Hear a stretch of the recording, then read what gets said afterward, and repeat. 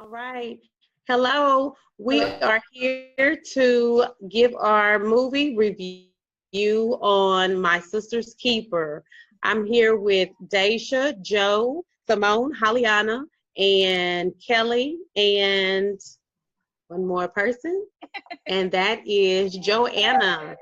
Today, what we want to do first is introduce everybody. So, everybody, please go in order and introduce yourself, starting with Joanna. Hi, ladies. I'm Joanna. Nice to meet you. Can y'all hear me? Hello, my name is Daisha. Hello, my name is Joe. Hello, my name is Simone. Hi, my name is Haliana. Okay, what we want to do first is start by giving the main characters of the movie and who's going to give us the main characters of the movie and more information about what their role was in the movie is going to be Joanne. There we go. Some of the main characters that we were able to come up about with My Sister's Keeper has been Anna. Anna is a 13-year-old girl who was genetically engineered. She was born with one specific purpose, and that was to save her sister, Kate. She has leukemia. Anna has had a very rough young life. She has been set through different procedures in order for her to save the life of her sister. We then see Kate. Kate is Anna's sister who has leukemia. She has endured much of her life and struggled constantly receiving treatments. In the movie, we can see that she has come to terms about potentially passing away.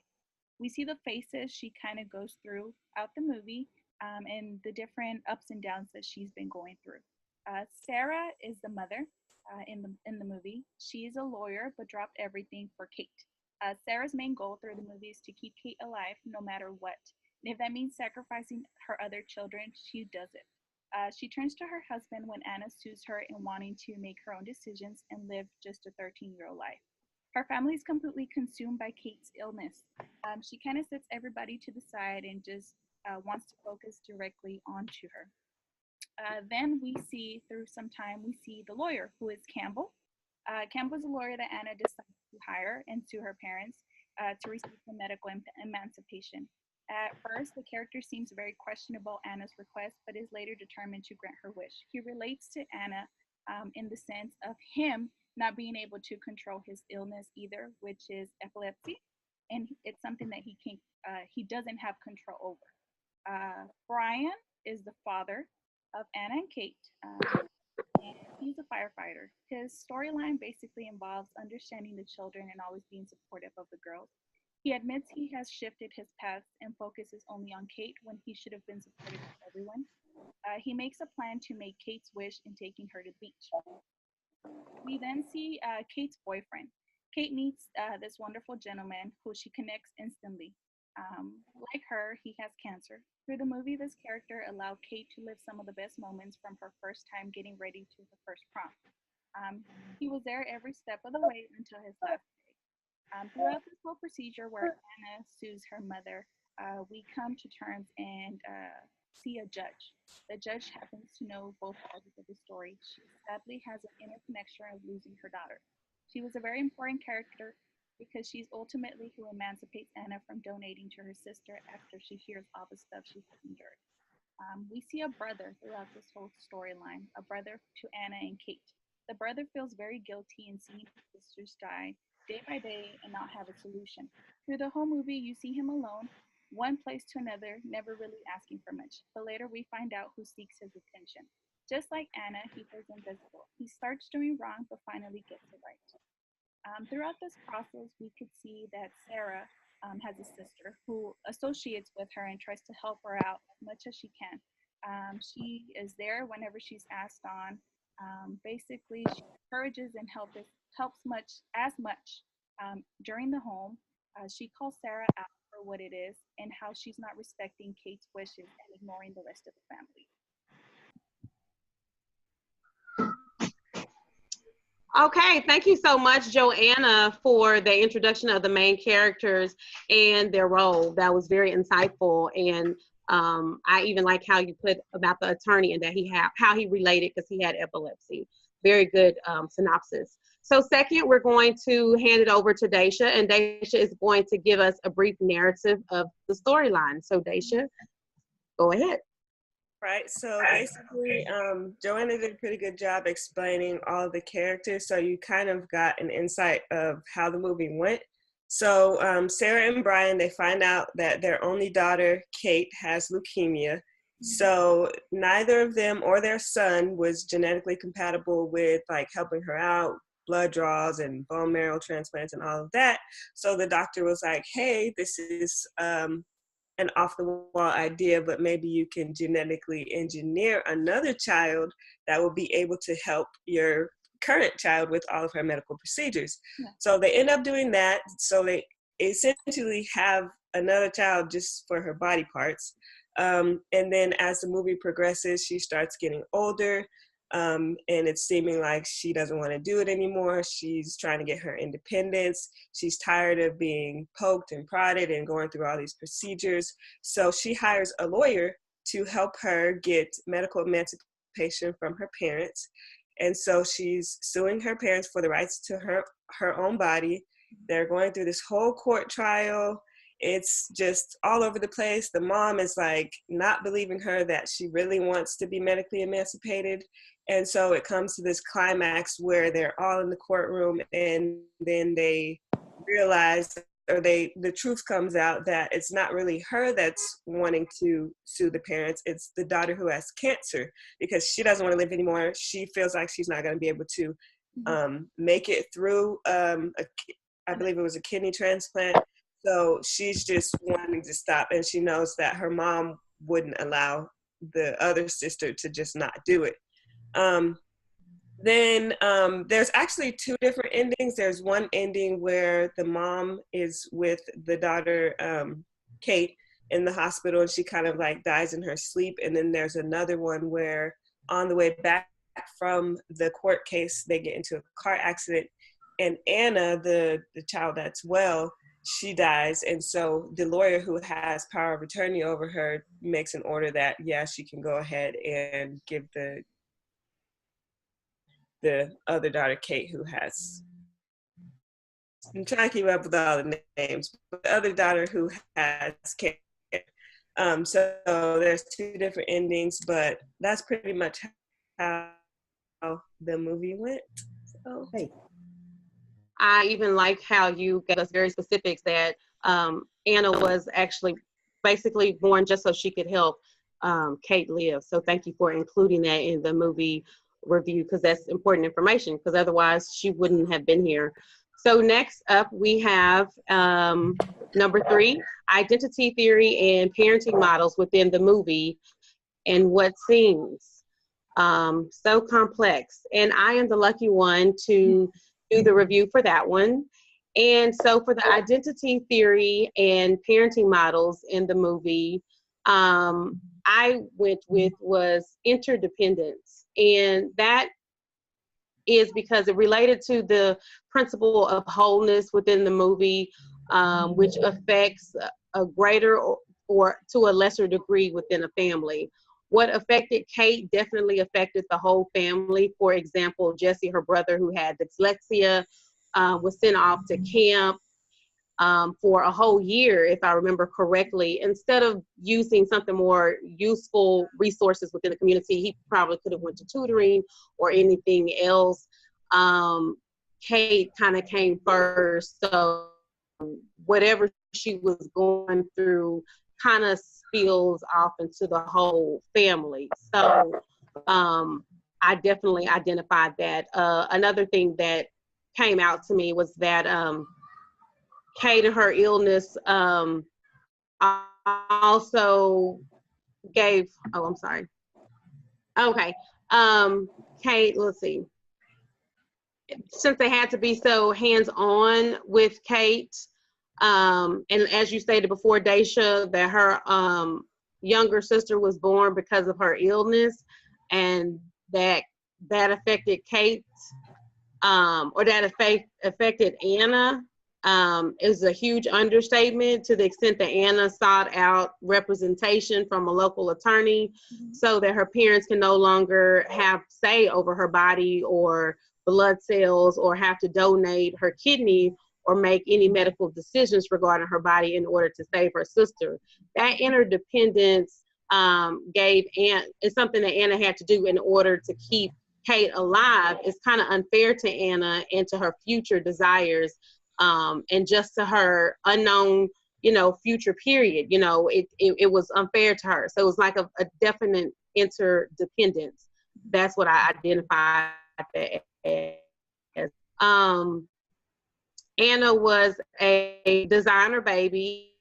She purposely birthed, as you said, to bring a homeostasis back into the Fitzgerald family from birth by using her umbilical cord, among other things, for her older sister's survival. This family was a very close-knit family, and the majority of the time, we saw the mother, the father, the aunt, the son, and both daughters interact with each other. According to the ecological system theory, and parenting is known as a microsystem, according to our book. And the nurses and even Kate's boyfriend, Taylor, along with her distant aunts and uncles, will be considered part of her mesosystem. Finding a parent model designed after what I view in this movie was not coming to me in neon lights. One, because this movie was more about how a family unit acts when someone is sick. And it's not something that you see every day when you see people or when you hear people that are sick. This movie gave you an opportunity to actually show you in depth of how that can affect people within the ecological systems and even outside. It's a trickle down effect. So that was my synopsis on the identity theory and the models in the movie, and those are some of the things that stood out to me. So to keep it going for number 4, we have, explanation of developmental periods of the children. And for number 4, we are going to have Simone explain her thoughts on that. Simone? Okay, now, although Anna was an infant, Kate was a toddler, and Jesse was a preschooler when the crisis began, because Anna was birthed to be a donor. But when the crisis began, that is when the adolescents, they were going into adolescence, and adolescence is the stage between childhood and adulthood. They were actually in the middle adolescence, and this is the stage where the physical development changes, and specifically for them with adolescence, as Kelly stated, they were in the interdependence stage of adolescence, where autonomy begins to develop, because this is where Anna exerted her own will to say, hey, this is my body. I'm able to make choices. And also where Jesse, he was going through the adolescent stage of rebellion. He felt lost. And because of his disabilities that no one had a chance to really look into, because everyone was focused on Kate and Anna, they were both focused mainly on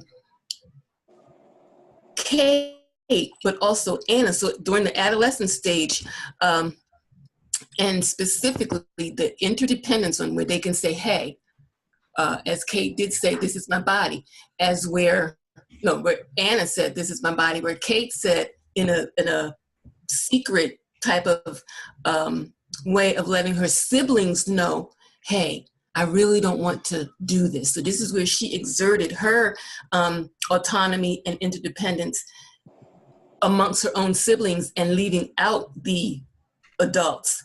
So also this period includes parenting, adolescence, and demands that the adults examine the issue of parental authority and how this is to be played out. So this stage of adolescence really showed where, at a certain stage, when you want to become autonomous, when you're able to have the ability to think on your own, although you're not able to make clear decisions, you're able to at least have a train of thought of what can be done to an adolescent stage to have a say.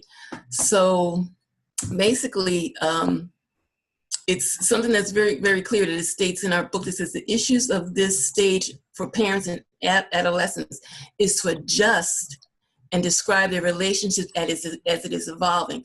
So Anna was evolving as a donor baby, but one who was beginning to have her own mindset. Kate was evolving into one also having a mindset saying, hey, I'm accepting this sickness. Jesse was evolving into saying, hey, okay, this rebellious stage is not working for me. It's not helping the family. So and to permit, this is where parents have to permit compromise and dialogue along with the rules and appropriate behavior. And that's where everything comes in, where Anna, being the adolescence, can make a decision, hey, I want to be medically emancipated. So this is the adolescence is the age where the three children were in during the crisis. Well, thank you so much. I know I could not have said it better myself, Simone. It is almost like when people are playing the little game with the cups and they go back and forth the way you described the adolescence. They set her up to be a donor, as you said, but when adolescence came along, she had her own mind, and the person that they set her up to be a donor for, as you said, she was through fighting. So, and then even the son being rebellious, he finally got himself together. So that was perfectly said. So to keep it going, we are now on number 5, and to give a description of the conflict.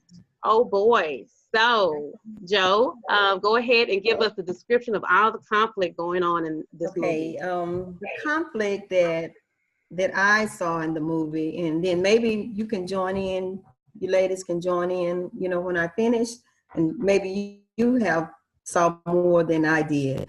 But when I first reviewed the movie, I saw the conflict started when the mother, Sarah, and the father, Brian, decided to, I don't know whether it was a moral decision or immoral decision, to have the doctor, engineer, you know, he was a scientific doctor, engineer, their daughter Anna, to save the birth of their daughter, Anna, to save their daughter Kate's life, who was diagnosed with leukemia.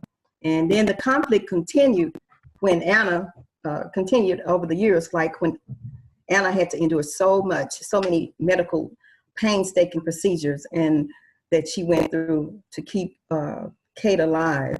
And the most heartbreaking conflict that I think in the movie is when Anna, when she got older and the doctor told the family that Kate would have to have a kidney transplant because, you know, her kidneys was failing, and the kidney, and Anna was the only donor for Kate.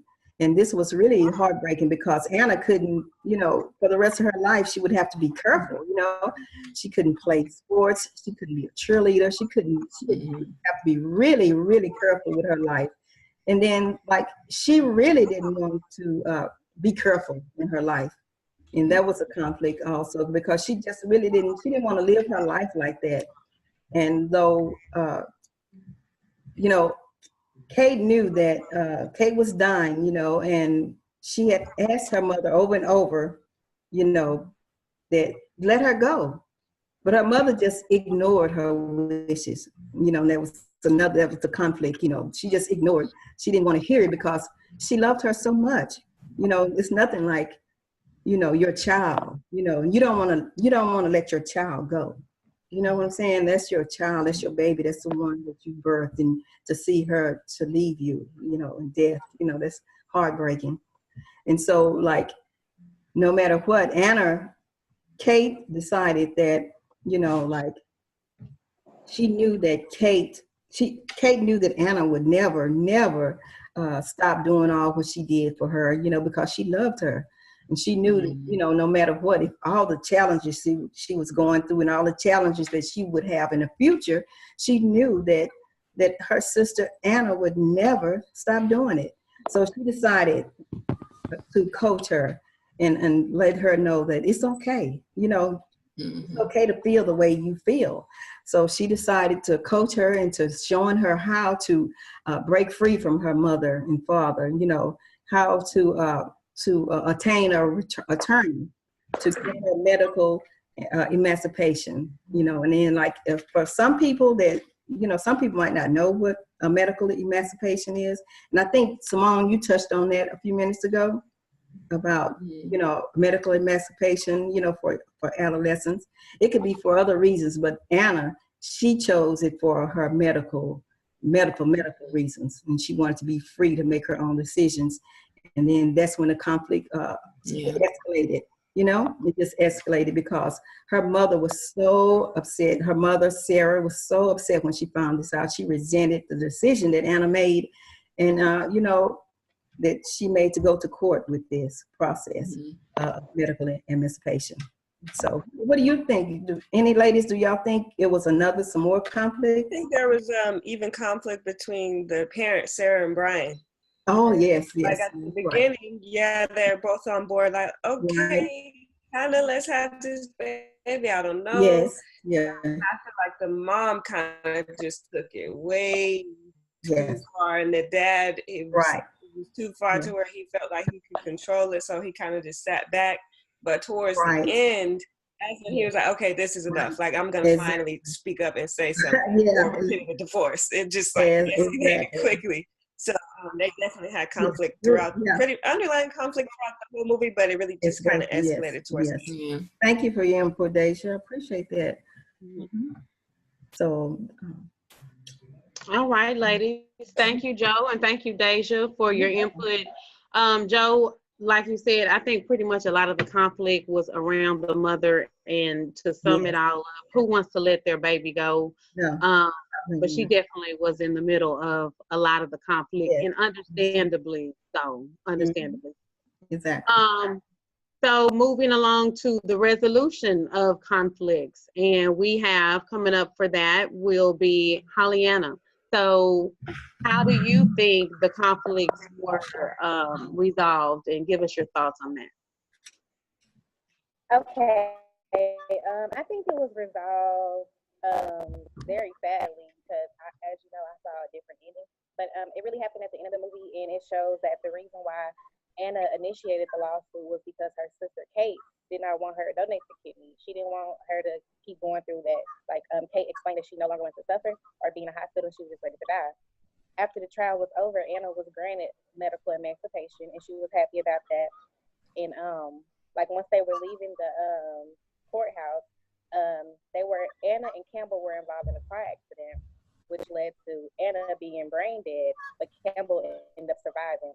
And Campbell, after she talked to her parents about, she talked to Anna and Kate's parents about the death, she decided to donate Anna's kidney, which was a relief for the mom, but although she was still upset about Anna's death, and she started feeling very bad about it because she don't want to. Realistically, she didn't want to see neither one of her daughters go.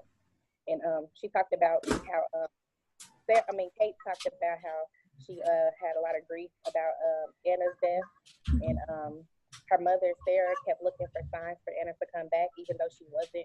Like she was just in denial about the whole thing. She also talked about how Kimber did not return after she received the kidney, which was another relief for Kate, although they were still upset about Anna dying. And then it reminds us that she would never forget about her sister. She even showed the scar from the kidney transplant, which shows that although she died for her, she still won't ever forget about her. So that was the whole resolution that I saw. Did y'all see anything else? Yeah, I think you covered it pretty much. Yeah.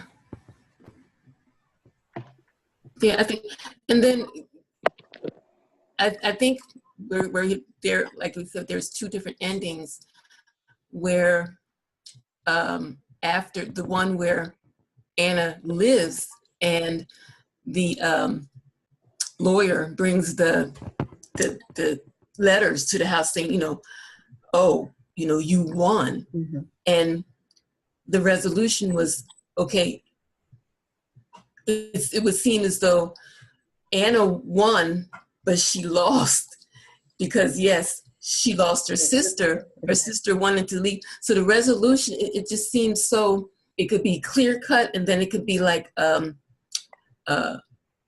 kind of in the air, because what really was the satisfaction? Mhm. And Exactly. yeah, since Kate did want to leave, she was at peace, and then still Anna got what she wanted. She was medically, Stated. what is it, emancipated. Yes. So it's just ambivalent, the resolution. Right. And to me, Yeah. Yeah, either way, it was sad. Yeah. yeah. So it's safe to say that the resolution was ironically resolved, but it was not a happy ending on either side. Exactly. Since it ended in two ways, either Anna died and Kate got her organs, but she died. And when Kate died and Anna was emancipated, it's not a win-win situation. Right. Right. So I don't even know if you could call that a resolution, but that's Yeah. that's It's a difficult one. Yes. yeah. So on to number 7, and this is going to be the group critique of the movie and the connection to this course, research, readings, discussion board, theory, and assignments. Dr. Washington has asked that the students provide her with the following when we're submitting the YouTube movie review, which is what we're doing now, and the list of responsibilities of each member, the dates and the times we met, and so forth. I believe we've provided all of that information. We can go in order as we have been throughout this video. We can start with Joanna. If you want to go ahead and give your movie critique and the connection to the course. Yes, ma'am. Well, first and foremost, this was by far one of the best movies that I've been able to see. Very emotional, if I must say, and very related topic in general. Just Kate and Anna opening up, just like Simone stated, in their adolescence and trying to make their own options and give out their own opinions is a very crucial part. This just set up, I felt, it set up the whole course for us because it allows us to analyze and actually find out what the adolescents, kind of process and how they function. I found it's by far undescribable. The plot of the story is very sad, to say the least. And I'm out for words, if I could even say that. I just love the fact that they were able to initiate and inform us and allow us to see them as young as they were able to dictate and, kind of tell their mom, this is what's going on and we need a change. We need to create that change. And they were able to finally come along with some struggles, but create that change. Not so very happily because, like we stated, the ending wasn't so great either. So I'm not sure if you all could follow from that or what insight do y'all have. Yes. Yeah, Yes. my personal review of the movie, I enjoyed it because it highlighted like such a difficult situation and subject that is kind of like a niche subject. It doesn't happen to all parents, but it is something that's necessary for them to be able to see. I think when people have children, they don't plan for the children to be sick or for them to not outlive them. And so it really puts a strain on how to parent how do you parent a sick child?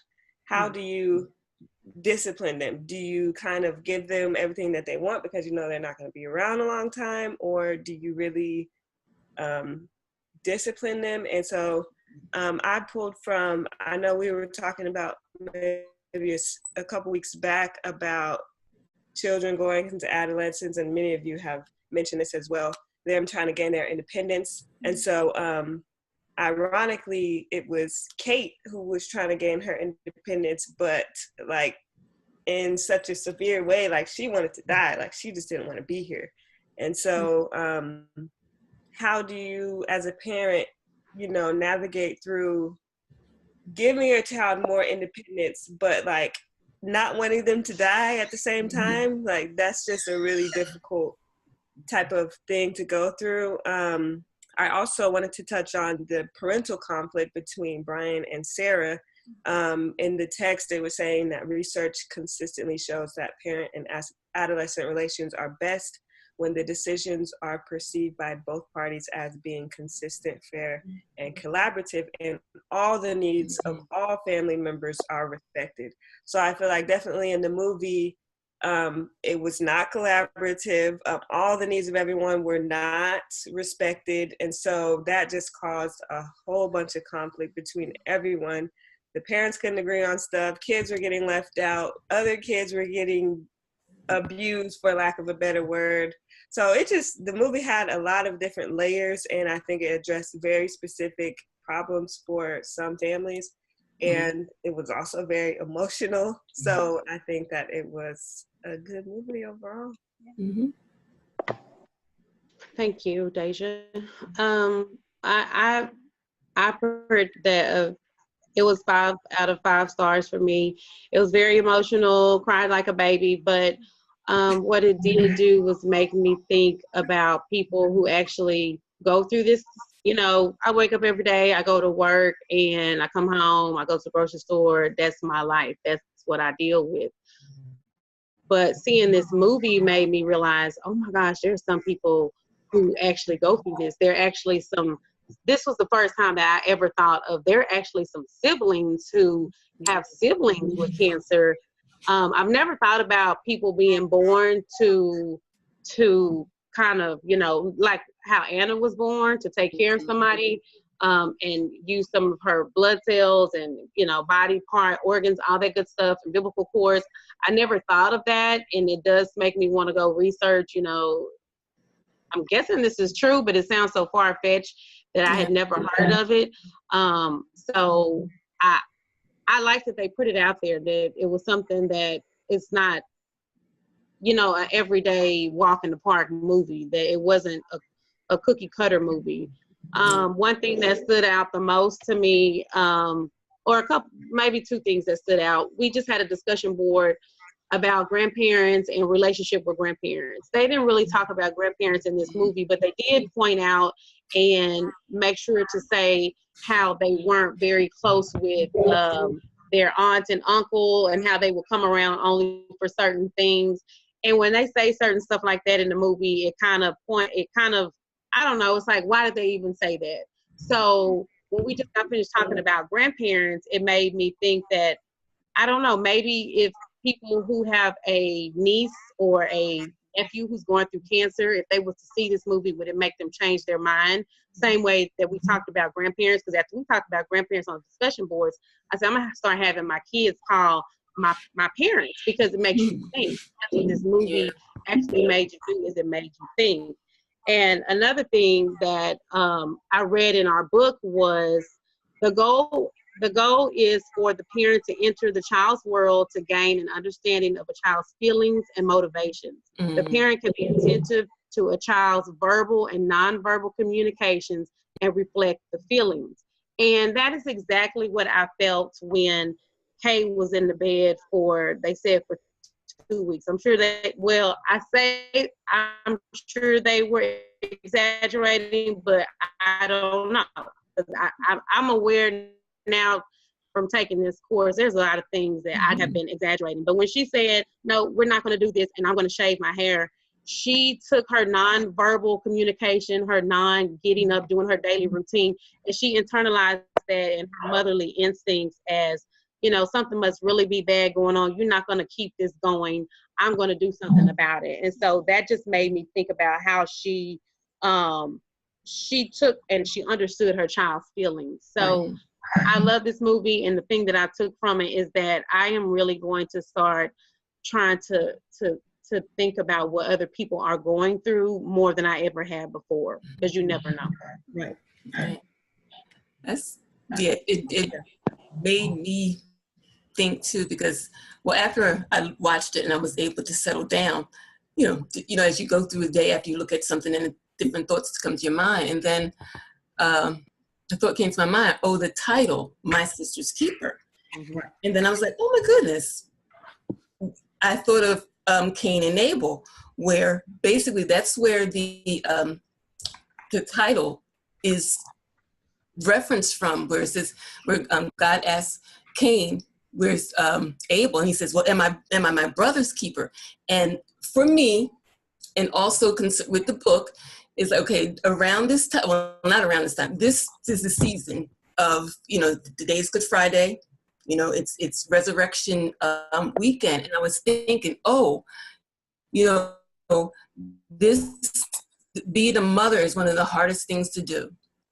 And especially those who are caring mothers, because there's, different mothers, all mothers don't have the same capacity to mother their children in a way that is effective. And I thought about, okay, so you're going to bear a child to take the brunt of another child's misery. Mm. And for me, I thought about, the resurrection season, okay, and the title being biblical, okay, so this mother, the underlying part of it is, are you going to sacrifice your life for another person? But then the humanness came into it, this person who's an adolescent, the stages we mentioned before that she's going through, where she can now have a voice. And I think Professor Washington mentioned a few not discussion boards, but zooms back that adolescence doesn't end until 26. Mm-hmm. Because the mind is still developing. But these adolescents in the movie, they were just coming out of early into middle adolescence. So I like the movie because it honed in on biblical points where, okay, Christ gave his life. He was born, to save the sins of the world. And then, we're going to have a daughter to save our other daughter. So who do we love more? Do we love the one that we're birthing, or do we love the one more that we want, the child to be sacrificed for? So this movie had my mind going all over the place, even though I have watched it like 3 different times, but this time I saw it differently. Mm. And, again, the adolescents having your autonomy and being able to have a voice. And sometimes because that age is so fragile, are you making the right decisions? So they need the guidance. So, I thought it was on biblical proportions, on humanistic proportions, being a mother, sacrificing. It was a very touching, difficult, informative movie. I liked it. Okay. Point, Simone. That was Simone. I said that was a great outcome from the. I know, girl. Yeah. And then just more to the point of the biblical, like, Anna was genetically engineered, and Jesus was like, he didn't have a father either. Like, it's just. I'm about to shout. Girl, I tell you, I was like, Mm-hmm. Oh yeah. Yes. So, ladies, let me tell you, I watched this movie twice. Mm-hmm. The first time I saw it, I was just devastated because the movie was so moving, and a lot of things in the movie that I could relate to, and that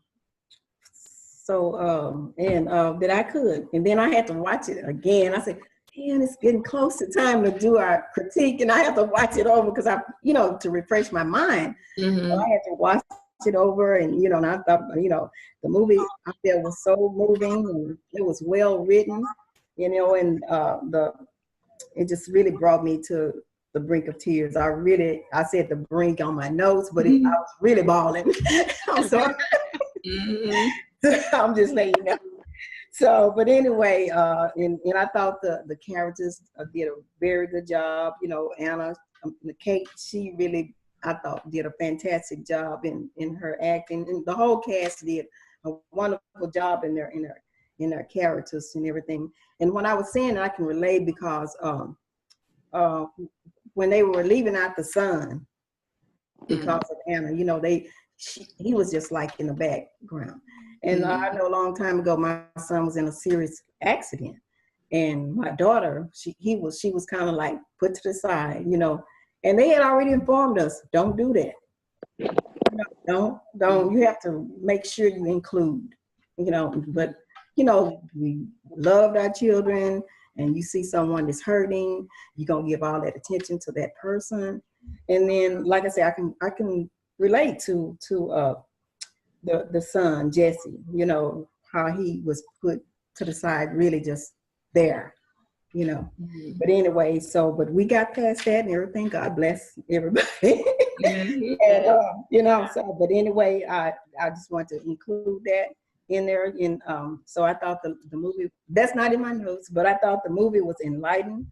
It enlightened us about family reunion, family unit. It enlightened us about parenting style, family laws, and policies. All of this, the movie had all of it. And all of what we've talked about in class. Yeah, it did. And some that I've gotten from Bigner and Garrett, I think that's the name, from the book, textbook. And it says families can be harmed, broken, hurt, challenged, and more. Effective parent can be interrupted or impaired for a number of reasons. And every time a family has to find ways to regrouping, finding hidden strengths and resources, and trying to stabilize and survive against all odds. So that's what my notes was about. So, anyway. So you could relate. Yes, I can. Yes. Okay. So, it was hard watching it. So. Yeah. To me, the movie was very emotional. Like I had to rewatch it and watch it. Like every time I watch it, I got something different out of it. Right. And as a parent, like a new mom, it made me showed me that you need to cherish the people around you, like from mothers to sisters, like just cherish everyone because you never know. And it's really touching. Like it was really hard to like keep watching it. And it also showed me like how far would you actually go for your family, like it's just like really crazy to be like you looking at it like, is the mother right or is she wrong? Like is she doing all she can, or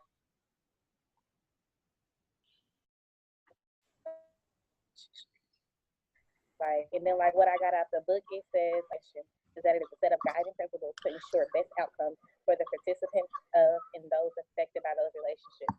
To me, that shows that like a parent can only do what she knows, and like for me, I know what's best for my child because I'm his mom. Like you know what's best for your child, so it's like it shows me that like she only could do what she thought was right. You know, parenting didn't come with a manual, and there's no right or wrong way to do it. So it just shows me like, am I doing what I'm supposed to do? You know, like it was really hard to watch, and I just think that a lot of people should see it, like just to open up their eyes to something different, and to see like everybody's going through something, and like how can you be better as a person, the people around you. Right. Awesome. All right. Well, great job.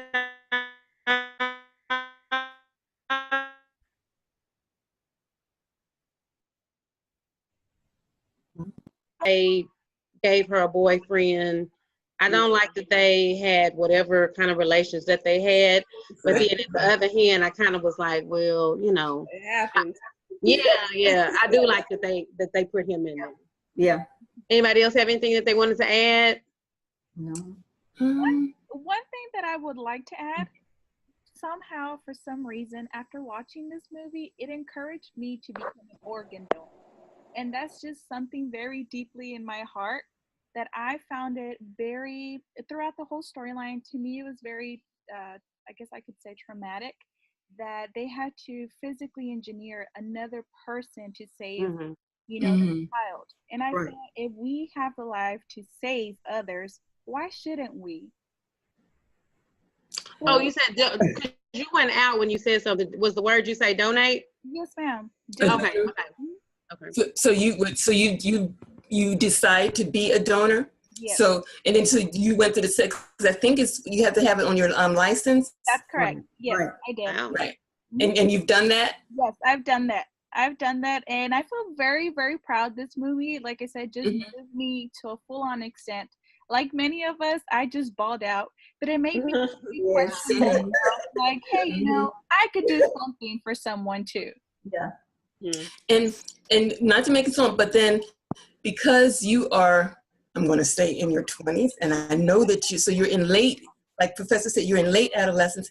So God forbid, if anything happens, God forbid, if anything happens, and then you have parents Mhm. who would, I know they would respect your choice, but it's so like difficult because I can't imagine, you know, me being a parent of, you know, late adolescent children, something like that happening. And, you know, yes, they've already made a decision. I want to do this, but, you know, you're so hard because that's your child. So that's, I mean, I applaud you on that. That's generous. Thank you. Yes, it is. Mm-hmm. Yes.